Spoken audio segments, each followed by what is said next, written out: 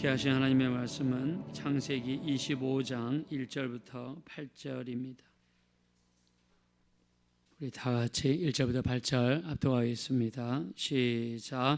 아브라함이 우처를 맞이하였으니 그의 이름은 그두라라. 그가 시므랑과 욕단과 무당과 미디안과 이스박과 수아를 낳고 욕사는 스바와 드단을 낳았으며 드단의 자손은 아소르 족속과 루두스 족속과 르미 족속이며 미디안의 아들은 에바와 에벨과 한옥과 아비다와 엘다아이니 다 그두라의 자손이었더라. 아브라함이 이삭에게 자기의 모든 소유를 주었고 자기의 서자들에게도 재산을 주어 자기 생전에 그들로 하여금 자기 아들 이삭을 떠나 동방고 동쪽 땅으로 가게 하였더라. 아브라함의 향년이 175세라. 그의 나이가 높고 늙어서 기운이 다하여 죽어 자기 열조에게로 돌아가매. 아멘. 네, 오늘 본문은요 아브라함의 죽음에 대해서 말씀했습니다. 아브라함의 나이가 175세가 되어서 죽음을 맞이했는데 힘이 다하여 죽었다라고 표현했습니다. 아브라함은 75세 때 하나님의 부르심을 받았지요. 그래서 내가 지시하는 땅으로 가라 그 말씀을 붙잡고 우리 창세기 12장 우리 4절 이하에 하나님의 말씀을 쫓아갔다라고 표현했습니다. 나이 86세가 되어서 이스마엘을 낳았고요. 100세가 되어서 이삭을 낳았습니다.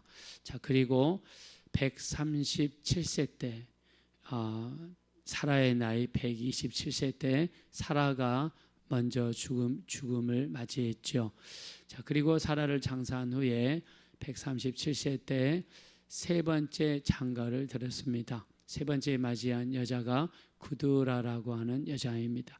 자, 여기서 우리가 약간 어떤 분들은 의아해하기도 하고 왜 혼자 살지 그 많은 나이에 장가를 들었을까 이렇게 생각하시는 분도 있습니다.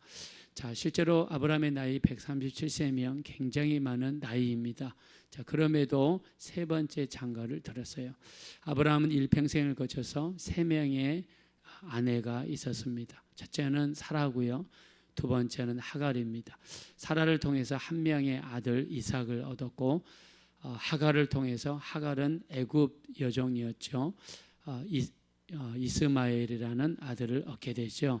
자, 그리고 그두라라는 여자를 통해서 6명의 아들들을 얻게 되었습니다. 자, 그래서 3명의 여자를 얻게 되었는데, 자, 어떤 사람들은 아브라함을 비판하기도 합니다. 왜 그냥 혼자 살지 나이도 많은데 여자를 얻었느냐, 주책이다. 또 이렇게 판단하는 사람도 있지만, 자, 성경에서는 그 사람의 좋은 점만 기록하지를 않았죠. 좋은 점도 기록하고 안 좋은 점도 기록을 했습니다. 자, 아브라함은 믿음의 조상이고 축복의 통로고 복의 근원이 되었지만 아브라함에게는 여러 가지 흠이 있었죠. 이 자기 아내 사라를 데리고 다니면서 애굽으로 가서 자기 아내가 아니라고 부인했고 또 그랄 땅으로 가가지고 자기 아내를 부인했습니다. 자, 하나님께서 지시한 땅은 가나안 땅이었죠. 자, 근데 아브라함은 힘들고 어려울 때마다 약속의 땅을 떠나는 그런 실수를 범하고 말죠. 자, 그래서 아브라함의 이 공적인 부분도 있지만 과적인 부분도 있습니다. 또 다윗도 마찬가지죠. 다윗의 용맹을 기록했죠. 골리앗을 넘어뜨리기도 하지만 때로는 다윗의 간음을 기록하기도 했습니다. 다윗은 자기의 죄를 은폐하기 위해서 이 바세바의 남편인 우리아를 사지로 몰아넣고 완전 범죄를 꾸미려고 노력하기도 했습니다. 자, 성경은 좋은 점도 기록했지만 안 좋은 점도 기록했어요. 그래서 성경은 정직한 책이고 진실한 책인 것을 알 수가 있습니다. 어떤 한 인물에 대해서 기록할 때 그냥 좋은 점만 기록하기 위해서 아주 치장하고 포장하고 자, 이런 일만 한 것이 아니라 그 사람이 지은 모든 죄까지 아주 세심하게 기록한 책이 성경책입니다. 자, 그런 의미에서 성경은 우리가 천국에 갔을 때 우리의 모든 행적을 기록한 행위록을 보는 것 같습니다. 자, 하나님 앞에는요 책이 세 가지가 있습니다. 요한계시록 20장 12절에 보니까 보좌 앞에 여러 책들이 펴져 있고 그 중에 한 책이 펴졌으니 생명책이라 라고 성경에 기록해 있습니다. 또 요한계시록 20장 15절에요 누구든지 생명책에 기록되지 아니하는 자는 불못에 던져지리라 말씀했습니다. 자, 세 번째 책은요 기념책입니다. 말라기 3장 16절 내 이름을 경외하는 자와 나를 경외하는 자와 하나님의 이름을 존중히 여기는 자를 위하여 보좌 앞에 있는 기념책에 기록했다고 그랬습니다. 그래서 행위록 그리고 생명록 그리고 기념록이 있습니다. 자, 우리 요한계시록 아까 20장 12절에 보면 죽은 사람들이 자기 행위를 따라 책에 기록된 대로 심판을 받는다 그랬습니다. 자기 행위를 따라 책에 기록된 대로 무슨 말입니까? 우리가 태어나서 지금까지 살면서 수많은 행동들을 했는데 우리의 모든 행동들이 책에 기록이 된다는 겁니다. 그래서 이렇게 천국을 갔다 오신 분들의 간증을 보면 내 모든 행동들이 책에 기록되었더라. 근데 예수님의 보혈을 의지해서 회개할 때 우리의 그 모든 행동들이 하나씩 하나씩 지워지더라. 이렇게 간증을 합니다. 그래서 우리가 한 모든 일들, 일거수일투족들, 심지어 행동뿐이겠습니까? 마음으로 품은 생각, 머리로 또 입으로 내뱉는 언행, 말까지 모든 것들이 하늘나라에 기록이 된다는 거죠. 그래서 우리가 이 땅에 살 일이 무엇입니까? 더 늦기 전에 우리 부지런히 예수님의 보혈을 의지해서 여러분이 지금까지 지은 죄, 미처 회개하지 않는 죄들이 있다면 아직 우리에게 시간이 남아 있습니다. 남아있는 시간 동안 예수님의 보혈을 의지해서 철저하게 회개하는 것이죠. 말씀처럼 죽은 자들이 자기의 행위를 따라 책에 기록된 대로 심판을 받는다 그랬습니다. 그래서 더 늦기 전에 우리가 날마다 예수의 보혈을 의지해서 회개를 하셔야 되는데요. 우리 요한일서 1장 9절에 보니까 만일 우리가 우리 죄를 자백하면 그는 미쁘시고 의로우사 우리 죄를 사하시며 우리를 우리의 모든 불의에서 깨끗하게 하실 것이요 라고 그랬습니다. 자, 우리가 더 늦기 전에 해야 될 것 날마다 예수님의 보혈을 의지해서 회개하는 것입니다. 철저하게 회개하는 것입니다. 또 우리 요한일서 1장 7절입니다. 그의 아들 예수의 피가 우리를 우리의 죄에서 깨끗하게 하신다고 그랬습니다. 우리 죄를 깨끗하게 할 수 있는 것은 오직 예수님의 보혈밖에 없습니다. 그래서 날마다 예수의 보혈을 의지해서 우리가 기본적으로 그날그날 지은 죄, 그날 살면서 행동으로 지은 죄, 생각으로 지은 죄, 입술로 지은 죄 철저하게 회개해야 되겠죠. 그리고 더 깊은 기도를 통해서 태어나서 우리가 지금까지 지은 죄를 생각나실 때마다 철저하게 우리가 회개해서 우리의 죄가 깨끗함 받을 수 있도록 예수님의 보혈로 회개해야 될 줄로 믿습니다. 자, 그래서 성경은 그 사람의 좋은 점만 기록하지 않았다. 성경은 포장하고 좋게 보이기 위해서만 기록하지 않았다. 성경은 한 사람의 좋은 점도 기록했고 안 좋은 점도 기록했다는 것은 우리의 모습을 보여준다. 천국에 갔을 때 우리에 대하여 기록이 될 텐데 우리의 좋은 점도 기록될 거고 안 좋은 점도 기록이 될 것입니다. 그 안 좋은 것은 예수님의 보혈을 의지해서 우리 미리미리 회개해야 될 줄로 믿습니다.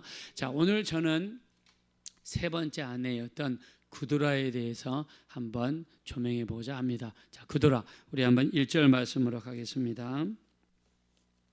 자, 1절 말씀 우리 한번 다 같이 읽겠습니다. 시작. 아브라함이 후처를 맞이하였으니 그의 이름은 구두라라. 아멘. 자, 그리고 쭉 나오는 이야기가 누가 누구를 낳고 누가 누구를 낳고 구두라의 자손들에 대한 이야기가 나오고 7절에 가서 자, 7절, 8절 한번 보겠습니다. 7절, 8절 시작. 아브라함의 향년이 175세라. 그의 나이가 높고 늙어서 기운이 다하여 죽어 자기 열조에게로 돌아가매. 아멘. 자, 137세 때 그두라를 만나서 세 번째 결혼을 하고 몇 살에 돌아가셨습니까? 175세에 돌아갔습니다. 자, 그러면 그두라랑 몇 년을 살았어요? 38년을 살았어요. 38년을 산 것은 적은 나이가 아닙니다. 자, 만약에 요즘에 30살에 장가를 들면, 결혼을 하면, 자, 38년을 살면 얼마 동안 살아야 됩니까? 68세까지 사는 거예요. 자, 그러면 요즘 기준으로 결혼을 해서 38년 동안 살면은 68세가 될 때까지 사는데 거의 70세가 될 때까지 남편이랑 같이 사는 겁니다. 자, 그러면 38년 동안 살면서 미운정, 고운정 다 들었고요. 모든 희노애락을 같이 살았다고 해도 과언이 아니겠죠. 거의 한 사람의 일생을 같이 산 겁니다. 그 정도로 오랫동안 산 거예요. 38년이면. 자, 그러면 그동안에 수많은 일들이 있었을 것인데 성경에서는요, 어떤 그 안 좋은 일이나 나쁜 일도 기록되지 않았습니다. 여기 1절에 그두라랑 결혼하고 나서, 그리고 7절, 8절에 아브라함이 175세가 될 때까지 그두라랑 살면서 그 어떤 안 좋은 일이나 사건이나 문제나 하나도 기록이 되어 있지 않습니다. 자, 이거를 두고 성경학자들 간에 여러 가지 해석이 나옵니다. 38년 동안 어떤 일도 없었다는 것은, 좋게 해석하는 분들은 어떻게 해석을 하냐면, 그두라가 얼마나 남편에게 잘했으면, 그리고 아들을 6명이나 낳지 않습니까? 사라랑 살면서 127년 동안 1명, 하갈이랑 살면서 이스마엘 1명이지만 그두라랑 살면서 부부간의 금실이 좋아서 행복한 삶을 살았기 때문에 6명이나 되는 아들을 낳았다는 거예요. 자, 요즘에 대부분의 사람들이 1명을 낳죠. 얼마 전까만 해도 2명을 낳습니다. 옛날에 우리 어머니 시절에는 3명, 많으면 4명 낳습니다. 요즘 기준으로, 옛날 기준으로 6명을 낳았다 그러면 부부간의 금실이 좋은 것이고, 그리고 자손의 축복을 받은 것입니다. 자, 그두라라는 이름을 살펴보니까 그 뜻이 뭐냐면 향기라는 뜻을 가지고 있습니다. 향기. 자, 그래서 좋게 해석하는 성경학자들의 해석을 빌리면은 그두라는요, 남편에게도 최선을 다하며 살았고 자식들에게도 최고의 부모가 되었고, 자식들의 교육도 잘 시키고, 또 그리고 남편에게도 최선을 다하여서 순종하는 온전한 삶을 살았기 때문에 38년이라는 기간 동안 이렇게 남편을 잘 섬기고 자식들을 잘 키워서 그야말로 하나님 앞에서 아름다운 향기를 드러내는 그런 삶을 살았다는 것입니다. 자, 실제로요, 아브라함은 자기가 죽을 때가 가까웠을 때 교통정리를 합니다. 이스마엘에게 재산을 좀 띄워주고, 그리고 그두라의 소생들에게도 재산을 띄워주고, 나머지 그 많은 재산을 이삭에게 다 물려줍니다.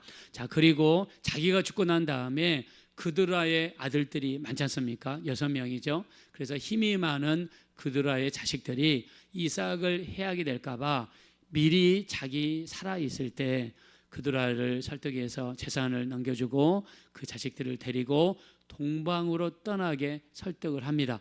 자, 만약에 욕심이 있는 여자고, 만약에 다른 생각이 있는 여자라면, 내게는 6명의 아들이 있고 힘센 아들들이 있고 저쪽은 이삭 1명이고, 또 아브라함은 나이가 먹었기 때문에 자기가 원하는 대로 계획을 세울 수도 있습니다. 그러나 그두라는 그렇게 하지 않습니다. 아브라함이 죽기 전에 38년 동안 같이 살았던 남편이, 그 정이 들고 모든 희노애락을 함께 있던 남편이 떠나라고 그럴 때 두말하지 않고 순종합니다. 그리고 자식들을 데리고 자식들을 설득해서 동쪽으로 떠나는, 유정의 미를 거두는 그런 여자가 그두라입니다. 자, 성경 말씀으로 돌아가겠습니다. 6절입니다. 자, 우리 5절과 6절 한번 읽겠습니다. 5절과 6절 다 같이 읽겠습니다. 시작. 아브라함이 이삭에게 자기의 모든 소유를 주었고 자기 서자들에게도 제사장을 주어 자기 생전에 그들로 하여금 자기의 아들 이삭을 떠나 동방고 동쪽 땅으로 가게 하였더라. 아멘. 자, 보세요. 지금 아브라함 자기 생전이라고 그랬잖아요. 지금 남편과 생이별을 해야 돼요.